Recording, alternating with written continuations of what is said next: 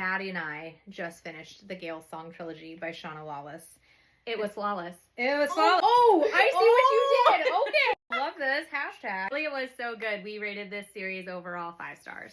The Children of Gods and Fighting Men is book 1. Then we have the Words of Kings and Prophets, and then The Land of the Living and the Dead.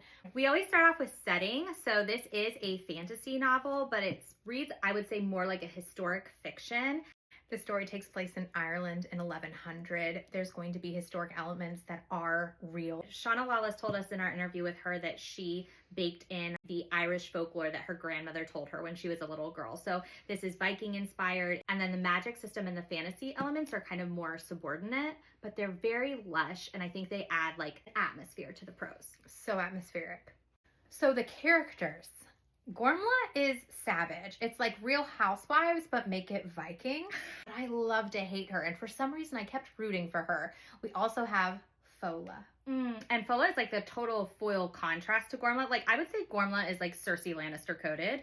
And then Fola is this like healer, tender-hearted. And so you're switching back and forth between their points of view. And I love getting that variety in female point of view. I think that's also a standout part of this series.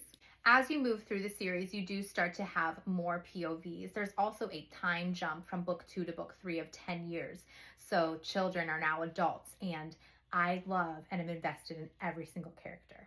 Plot, which for us also includes pacing, I think just moves very consistently throughout.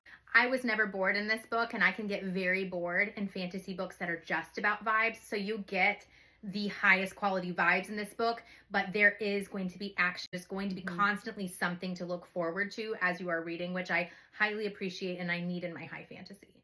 It also has a subplot romance, which Kristen appreciates. Let's talk about themes.